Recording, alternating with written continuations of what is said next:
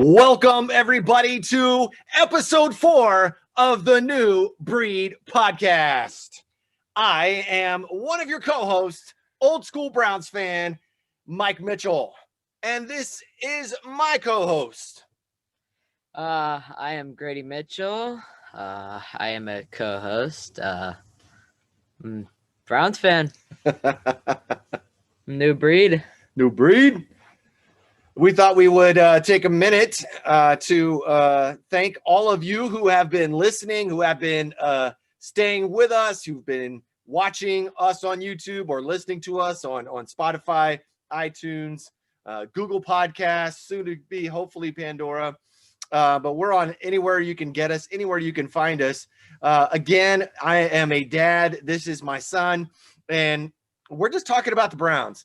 We're not paid for this. We don't make a lot of money off this yet, but hopefully someday we will. But our opinions are our own, and I hope you enjoy it. I hope you have fun with it. We're always looking for new things to do and possibly new segments. We'll probably try a lot of stuff out in the off season, but right now we're going to get to recent headlines.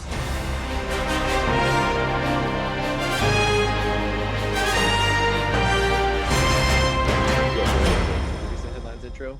No. So I have to say the biggest headline of the week so far, and you can correct me if I'm wrong. Maybe it's not to you. The biggest headline of the week so far is Deshaun Watson requesting a trade. So Deshaun Watson comes out and says, I don't care who you want to hire as the coach. I don't care who you want to hire as the GM. I want out of Houston. And there's part of me that understands it. There's part of me that doesn't. New head coach, though, David Culley said, and I quote, he is a Houston Texan. I want him to be a Houston Texan. The reason I'm in this position today is because I know he's going to be a Houston Texan. The GM, the new GM, Nick Caserio, organizationally, we want to reiterate our commitment to Deshaun Watson. We have zero interest in trading this player. Grady, what's your thoughts? Yeah, I just think that whole organization is crazy. That's mental. Like, they didn't have they're coming off a terrible season that after going to the playoffs and winning against the Bills, and then next season going 4-10, well, whatever they went. I know it wasn't good though. They just did awful this year, and that's why Deshaun Watson wants out. That's also because of their coaching staff, which they didn't have because Bill O'Brien was not the best. But yeah, I think it's just crazy, especially the talk about who he's getting traded to. Some of them.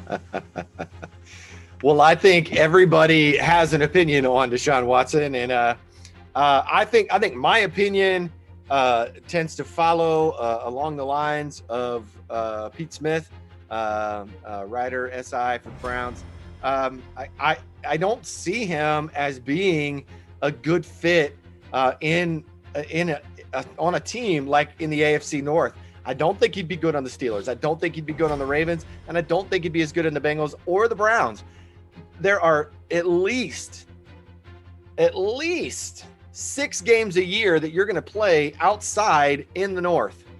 And I just don't think he's got that chutzpah, if you will, to do that. The dogpounddaily.com tweeted out, or at least shared a tweet, kind of started the ball rolling, that the Browns should entertain a trade for Deshaun Watson. Now, I think the level of passion for the response, including a response from Baker Mayfield himself, is what makes this completely interesting. You have fans that are on both sides of the spectrum.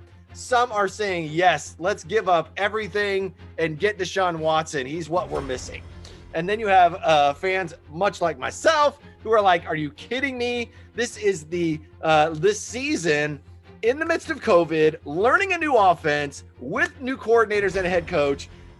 Baker Mayfield basically had one of the best seasons of a Cleveland Browns quarterback in history, the history of the franchise. He's already staked that mark. I know I'm kind of getting ahead of ourselves, but CBS Sports HQ tweeted that Baker Mayfield is the best quarterback in Browns franchise history through the first 3 seasons. He ranks first in passing touchdowns with 75, ranks first in passing yards, 11,115. He ranks second in pass rating, 89.1, and second in completion percentage, 61.9, and second in wins with 23. Only one behind. Yeah, Bernie Kosar had 24 wins in 3 seasons. He's literally Bernie Kosar level, and yet no one, at least younger than me, right? If you're 25 years or younger, or even 35 years and younger, you don't remember Bernie Kosar. You don't remember good Browns football. You don't remember consecutive AFC championship games. You don't remember winning the North. You just don't. And I think that it shows in the level of response. What's your take on trading Baker for Deshaun Watson? Like I said before, Baker Mayfield has completely changed his whole organization. He is a true leader, and he has clearly matured, and he is that guy who will just step up for your team and make things right when they go wrong. He deserves a starting spot. At the beginning of the year, there were speculations. They were like, is he good enough? Like the first game against the Ravens, people were really doubting him. But I think after week 6, he looked completely different as a quarterback, and he turned into a top 10 quarterback this season. I think you're absolutely spot on. I think anybody else, and I go back to and I don't remember the year of the draft, but you basically had Eli Manning drafted, I believe, by the Chargers, said, I'm not going to show up. And so the Giants trade their pick for Eli Manning to the Chargers, and the Chargers take Phillip Rivers. You had a kid who never even played a single game for a franchise and said, I'm not coming. I'm not showing up. Now, granted, Eli turned out to be a decent quarterback. Maybe some say better than Peyton, maybe not. He had more Super Bowl wins than Peyton. But I see Baker Mayfield in 3 years. He's had 4 coaches. He's had different coordinators virtually every year. He has not once turned his back on anybody. He's not once turned his back on the franchise. And he has continued to work and to get better, and he's being successful at it. I can't let that guy go. I can't turn my back on him. I just can't. Yeah, I think you're absolutely right. Also, hit us up with some comments. Let us know what you think. Hit us up on Twitter. Hit us up on Instagram. Let us know what you think. I know it's a passionate response, and hopefully I'm open to anything. You can talk about it all you want. I'm going to tell you my side and where I feel and where I fit. And I think Baker should stay, and Baker should be the face of your franchise for a long time. The Browns have released a logo for next year for their 75th anniversary. 75 years they've been playing football in Cleveland, Ohio, and yet not once have we gone to a Super Bowl. Been close. We won a lot of championships back in the day before the Super Bowl era, but we have not been to a Super Bowl, and I'm really super stoked about the day we might. You had a chance to look at the logo. What do you think of it? I think it looks very classic, very old. I mean, but I think it looks nice. Yeah, definitely nice. It is almost a throwback kind of a logo. It's got the side view of the helmet, single bar, almost like a Jim Brown looking helmet, and the very, very classic, very clean. And also with that, Daryl Ryder, radio.com, writing for 92.3 The Fan, posted an article where there are going to include next year alternate uniforms for the 75th anniversary. Executive Vice President J.W. Johnson says that there are no details yet, but he hopes that the news gets out and that several of our Cleveland Browns fans will submit some design ideas. So I'm kind of excited about, I'm a uniform guy, very particular about the way things look. I think the brown pants should go away forever. by the way. Just my opinion. But orange pants stay, white pants stay. You can alternate those in and out. Don't need brown pants. Only Deadpool thinks we need brown pants. But you'll have to look that one up, kids. But I think that it's really cool to think that there's going to be our classic look has been the classic look for a long time. So I'm really kind of interested to see what the what the alternate could be in a world where our alternates are what we've worn forever. So I think that's interesting. What do you think about a change in uniform? I think it'd be very cool, especially this guy. He's crazy with uniforms. He has critics on everything with uniforms. As you heard, he hates the brown pants. No brown pants. He hates them. Don't need brown pants. We had a chance. We just kind of got done watching a little bit of the Reese's Senior Bowl. No combine this year, so you're not going to get to look at any players or get a lot of information that way. You're talking about the Senior Bowl being where a lot of upperclassmen were able to kind of showcase, show off, and do some things in front of scouts. But outside of that, they're going to be hard pressed to pay attention to colleges' pro days. But Daniel Jeremiah, I noticed, gave here, I think it was just yesterday, Friday, gave his top 10 winners from the Reese's Senior Bowl. He said that Carlos Boogie Basham, defensive end out of Wake Forest, was one. Didn't really show up that much during the game. Michael Carter, running back from North Carolina, he did show up in the game. Too bad we don't need a running back. He's, I think, maybe a little undersized, but maybe a guy that you could put into a Tyreek Hill type of situation. Very shifty, very moves really well without the ball. Demetric Felton, running back / wide receiver from UCLA. I thought he looked great in the open field. Again, Senior Bowl coverages, you can only play cover 1, cover 2, cover 3. So you typically only had one person that was kind of press covering. The rest were kind of playing off. But in that scheme, I thought he did really good. He got the ball out in space, made a guy miss, made a touchdown. Richie Grant, safety from UCF, thought did a decent job. Robert Hainsey, offensive lineman from Notre Dame, thought he did a pretty good job in game. Cade Johnson, wide receiver from South Dakota State. I was really looking forward to seeing him more, but he never really got the ball, and got the ball like once or twice. Mac Jones must have had a great week of practice, but watching the game, I think everybody that they talked about had a great week of practice. So Mac Jones looked pretty good, did not play. Quinn Miners, an interior offensive lineman. He played some center and some guard in practices from Wisconsin Whitewater. Really made a name for himself against some big names, and did not play due to kind of an injury that Brian Flores did not feel was worth him getting in there. Quincy Roche, edge rusher from Miami, looked good. And Deontay Smith, offensive tackle from East Carolina, didn't see him much in the game. I thought one of my favorites to watch was Ifeatu Melifonwu, the corner, big corner, athletic corner from Syracuse.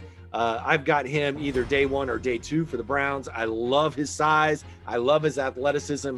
He's got good. I say this in the best way possible, but he's got good hips.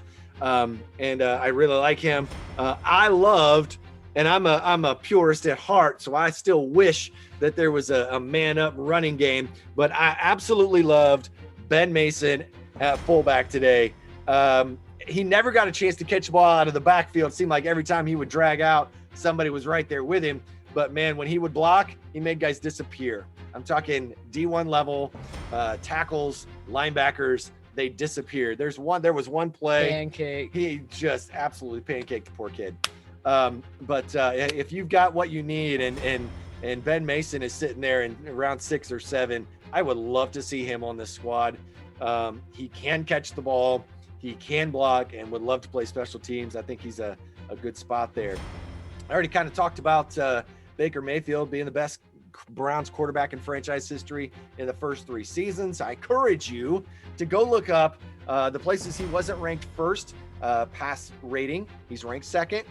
completion percentage ranked second, and wins ranked second. Of course, we already told you that Bernie Kosar is the number one with wins with 24. I encourage you to go look up the other two, comment on those with us, and we'll see, or guess, and we'll see if you're right. We'll post some of that stuff on our social media.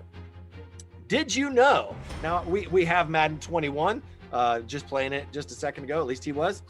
Did you know that you can play as your favorite Browns players with Madden NFL 21's free-to-play weekend? Yes, this weekend, EA.com is giving you a trial code. You can play Madden 21 all weekend. Now, I wish we probably would have uploaded this Friday night, but instead we're uploading it Saturday night. So maybe if you're in the snow area where you're going to get snowed in, download the trial code tonight, get Madden 21, and play the lights out of it while you're stuck in the snow tomorrow, right? Yeah, play with your favorite Browns players, and as I've played Madden, just bully people with Nick Chubb.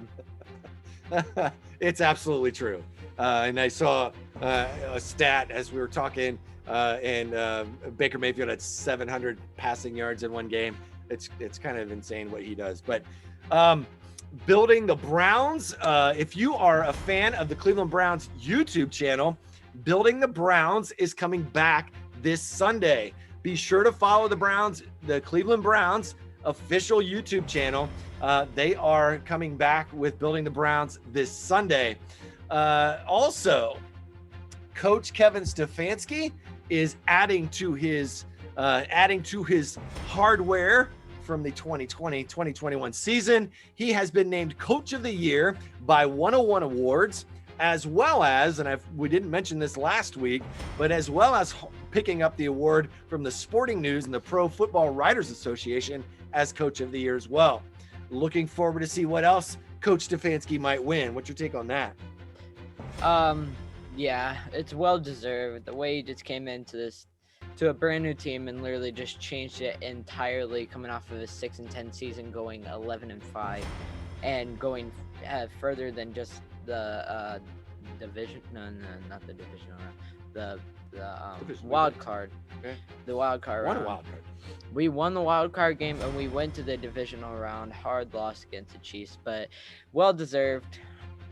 I'm excited about the Super Bowl because you got to realize the Browns held the Kansas City Chiefs to 22 points.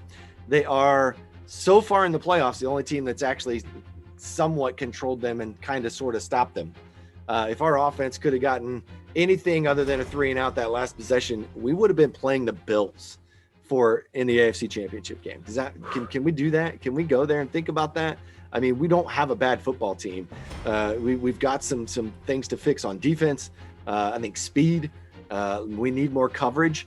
Again, we've talked about this before. We've got Denzel Ward, who we know is coming back. We don't have any idea if Grady Williams is going to be back. We don't know how Grant Delpit's going to be. We don't know if we're going to sign Kevin Johnson or Terrence Mitchell. Safety is a huge hole. I mean, we got Ronnie Harrison, and then maybe Grant Delpit if he's healthy. You're probably sign Carl Joseph. Let him play that rover, and I think we'll be okay. We had a lot of hard mismatches. I think that ended up kind of showing up against the Chiefs, but I think we'll be okay.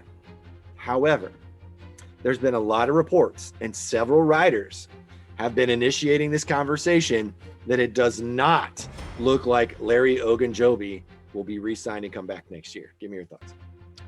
I think financially it's a smart move, but he's a great player, honestly. It's really sad to see him go. He's a great run stopper. He really reads the plays well. And he's just a great helper on that defensive line. So it'll be sad to see if he goes. Definitely will be heartbroken. I think for the right deal, like maybe a 1 year, $4 or $5 million, something that can get him to stick around for another year might help us. We don't know if Andrew Billings is going to come back yet. We know that we have Jordan Elliott, Vincent Taylor. They did okay. I don't think Jordan Elliott's probably more of a 3-tech than he is a 0. Maybe more of a 0 than he is a 3. just size, length, and I think Larry's kind of built that same way. So it's going to depend on what Joe Woods wants out of that position. He's probably going to look for somebody that's almost Sheldon Richardson, that plays 3-tech, that can play opposite, and they can work those gaps that way. But I think Larry's probably more of a true zero or more of a nose than that, but can still give you depth, can still give you production. He was really good with the run, and I really think that it would be a mistake not to try and re-sign him. At least give him a 1-year deal, see what happens. If he doesn't want to take it, we love you, Larry. We love you. No matter where you go, you've got two fans right here. Much love. I think that is it so far. I saw a stat today while watching the Senior Bowl. Patrick Mahomes has only lost one playoff game, and that was to Tom Brady. So this Super Bowl matchup is going to be very nice. We haven't given our predictions either. No, that'll come. We can do that next week. We could probably do that on next Saturdays, right before the game. Give you time to think about it. Give you time to digest it. I still don't know who I'm taking. Any injuries? Yeah, I still don't know who I'm taking. I don't think you can pick wrong. I mean, you can, because somebody's going to win and somebody's going to lose. But I think it's going to be a close, really well played game. I don't think. Okay, I'm just putting this out here now. I don't think what the Buccaneers defense does well, which is use Devin White and Levante David to blitz, is going to work against the Chiefs. I think that will hurt them. And Mahomes, who's good against the blitz, he'll pick them apart. Anything else? Any other headlines you got for me? All right.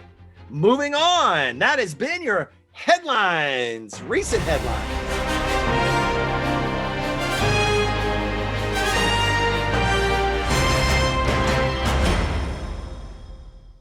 So I thought we would take this time and go to our favorite moments of the 2020 season. I didn't lay it out. This is very organic. Normally I'm very structured, but this is a section where, I have something that I want to say, but outside of that, it's very organic. So with that being said, Grady, what is one of your favorite moments of the 2020 season? I've said this to you. One of my favorite moments of the 2020 season is Nick Chubb in Kareem Hunt's game against the Eagles. Nick Chubb's stiff arm against that 200-pound man and looking like Marshawn Lynch out there, breaking tackles and going all the way down the field. And then Kareem Hunt scoring a hurdle touchdown. Yeah. That was a crazy game, and I just loved watching that game. I think as far as like games, I think the Eagles game was one of my favorites. Understaffed, we had guys missing. No Myles Garrett that game, and Olivier Vernon just blew up. And I think it was one of those moments. And by the way, that was a defensive tackle that he stiff armed. So it was probably a 300-pound man that he literally set down on the ground. At least 200. And if you watch it again, he's literally stiff arming a guy, and he's not even looking at him. He's looking ahead, like, where am I going to go next? Who's got next? Right. It was just impressive. Who wants more? I said in our previous conversation about favorite moments of the 2020 season, my favorite moment was winning a wild card playoff game. Yep. In Pittsburgh against the Steelers. We have not won in Pittsburgh since, I don't think, 17 years. 17 years we haven't won a game in Pittsburgh. Not only did we win a game in Pittsburgh, but we won a game in the wild card round of the playoffs and beat them, just wipe the floor with them. Almost let them come back, but still, it was an impressive win for us. And I can't, that has to be my favorite moment. I remember going into that game thinking we don't have a chance. They're getting all their starters back. We're going to show up well. It's not going to be a blowout. I just don't want to get blown out. I want us to be competitive. And It ended up being a blowout. To start the way we did for us, going crazy with that fumble recovery for the touchdown on the first play of the game. It just got better from there. And it was an incredible night for Browns fans. Old Browns fans like me, I believe, really appreciated that. And I really, and new Browns fans, yeah. You've never seen us win a game. Literally, you've never seen the Browns win a game in Pittsburgh. Not once. Never seen us win against Pittsburgh at all. Wait, no. The week before we did. Yeah, we did, yeah. We did win a game last year against them. Yeah. We won that game. What else you got? What's another favorite moment of yours from the 2020 season? Another favorite moment of mine, definitely, as he said, the Steelers game. But another favorite moment of mine is Donovan Peoples-Jones double move against the Titans for the touchdown. Oh, that was pretty good. And once again, another game where I thought, oh no, this could be ugly. We could get smoked. And we just lit the Titans up. And offensively, we were really, really good.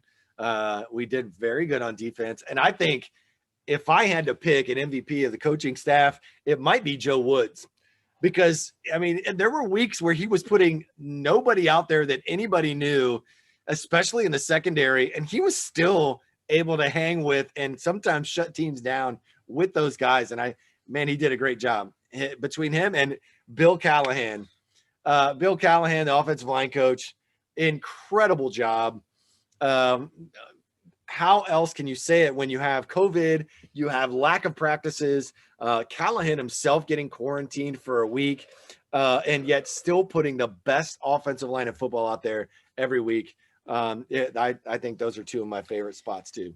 Mm-hmm. Or the Donovan Peoples-Jones game-winning touchdown in Cincinnati. I was just about to say that game as a whole was amazing. That is when Baker showed that he was our starting franchise quarterback.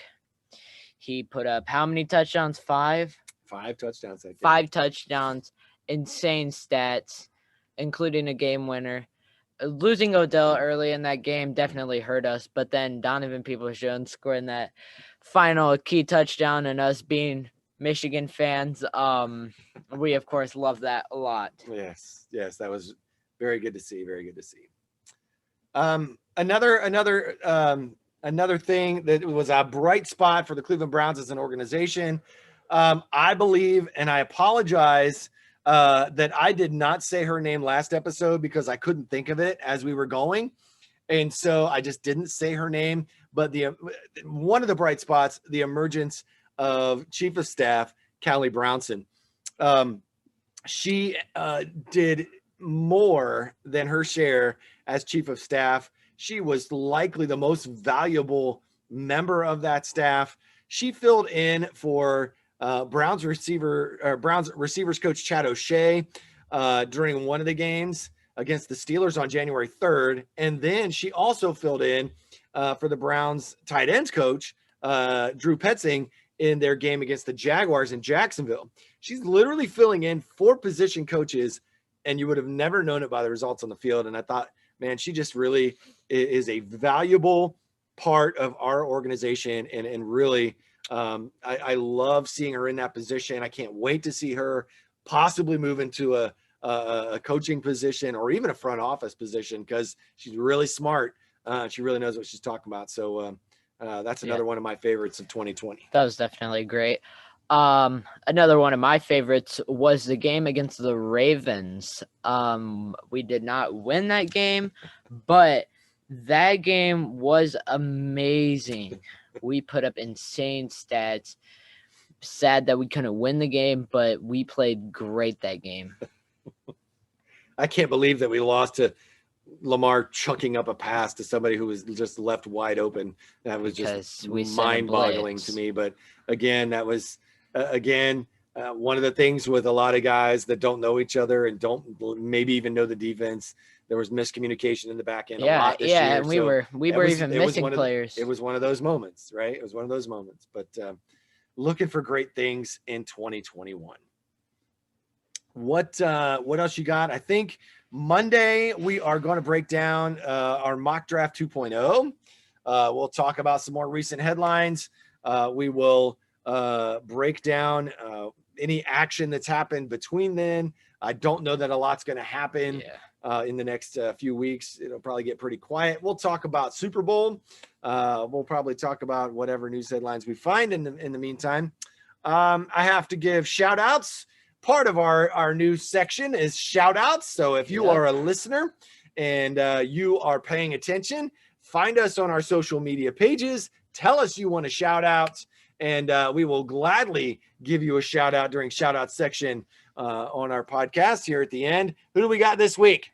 Shout out to my boy Patrick and his dog Sassy. Yes, Patrick and Sassy. We are giving you much love and a shout out to Patrick and Sassy tonight. Don't have anybody else, I don't think, in shout outs right now. I mean, we did kind of shout out Callie Brownson. Who you got? Javen Franklin also wants a shout out. Oh, that's right. Javen wants a shout out. After giving Evan a shout out last week. We gave Evan a snippet of a shout out. A little snippet of a shout out, yes. What else you got? Is that all the shout outs you got? That's all the shout outs I got for now. Until you get back to school and everybody's like, hey, give us a shout out. Yep.